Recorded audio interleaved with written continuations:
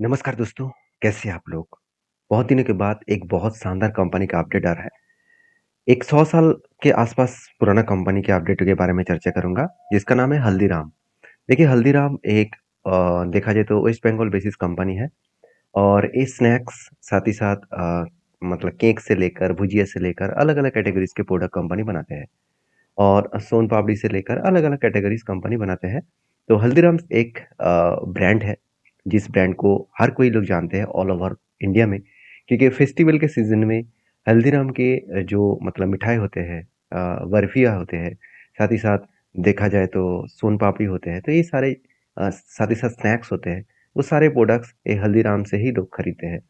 तो हल्दीराम के जो अलग-अलग नया-नया देखिए वेरिएंट का प्रोडक्ट भी कंपनी लॉन्च किया है। तो आलू मसाला, साथ ही साथ भुजिया सैंडविच उसके साथ पंजाबी मतलब तड़का वाला जो ये है, ये सारे अलग-अलग प्रोडक्ट भी कंपनी लॉन्च कर रहा है।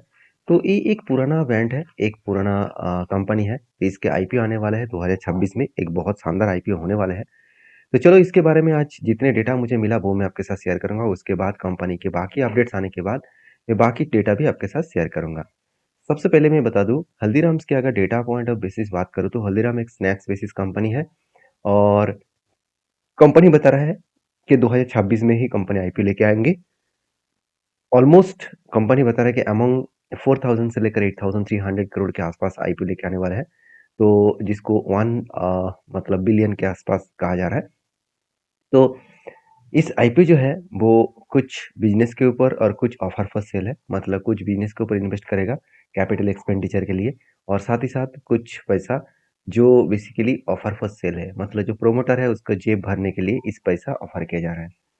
तो अगर देखा जाए तो की पॉइंट्स, तो स्ट्रक्चर बेसिस पे आईपीओ जो है वो अभी डिस्कशन नहीं किया गया है, 2026 में ओपनिंग होगा ऐसे बताया जा रहा है।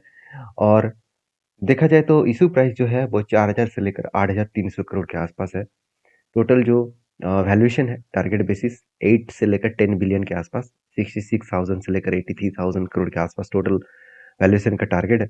और आईपीओ का जो स्ट्रक्चर है वो कैपिटल एक्सपेंडिचर में पहले ही बता चुका हूँ, साथ ही साथ ऑफर फर्स्ट सेल है, मतलब दोनों कारण की वजह से आईपीओ लेके आ रहा है। और ये टोटली जो है वो फंडामेंटल जो है मैन्युफैक्चरिंग, साथ ही साथ मतलब automations, retail growth, working capital and साथ ही साथ देखा तो डेप्थ ऑफ रेगुलेशन, इस तरीके से कारण की वजह से कैपिटल एक्सपेंडिचर करेगा। तो साथ ही साथ ये भी बताया जा रहा है कि जो रिसेंट इन्वेस्टमेंट है, तो कंपनी ने रिसेंट जो इन्वेस्टमेंट किया सिंगापुर बेसिस फंड्स के ऊपर इन्वेस्टमेंट किया करीबन 1 बिलियन के आसपास, 10% स्टेक इन्वेस्टमेंट किया 2025 में। ये एक अच्छी बात है, कंपनी इन्वेस्टमेंट करेंगे अच्छे कंपनी के ऊपर, वहाँ पे से भी कंपनी एक्स्ट्रा बेनिफिट कंपनी को मिलेगा। तो कंपनी का फाइनेंशियल डिटेल्स एक बार मैं आपके साथ शेयर कर लेता हूँ, तो और भी डेटा आपको क्लियर हो जाएगा। जैसे देखिए यहाँ पे फाइनेंशियल डिटेल्स में बताया जा रहा है कि कंपनी का जो रेवेन्यू है 2024 के डेटा के हिसाब से 12,800 करोड़ के आसपास, तो 2023 में था 12,000 करोड़। इसका मतलब अच्छा खासा प्रॉफिट जर्नी यहाँ पे कंटिन्यू हो रहा है। साथ ही साथ नेट प्रॉफिट के बारे में बात करूँ तो 1400 करोड़ के आसपास नेट प्रॉफिट हुआ है 2024 में।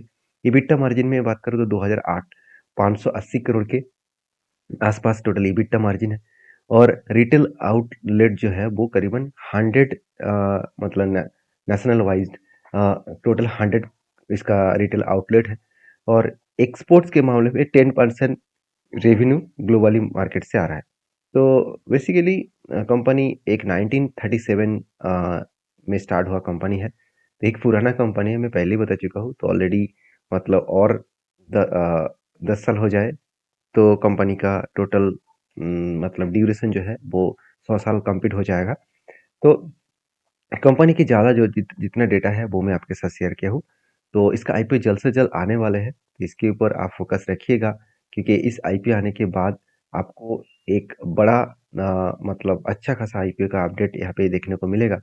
तो इसके ऊपर मैं इंतज़ार कर रहा हूँ, जब सारे डिटेल्स आएगा तो मैं आपके साथ शेयर करूँगा। तो उस दिन तक आप इंतज़ार करिए और चैनल को फॉलो करके रखिए, क्योंकि इस तरीके से अपडेट्स मैं कंटिन्यूअसली आपके साथ शेयर करता रहता हूँ। तो मिलते हैं नेक्स्ट वीडियो में, तब तक के लिए धन्यवाद।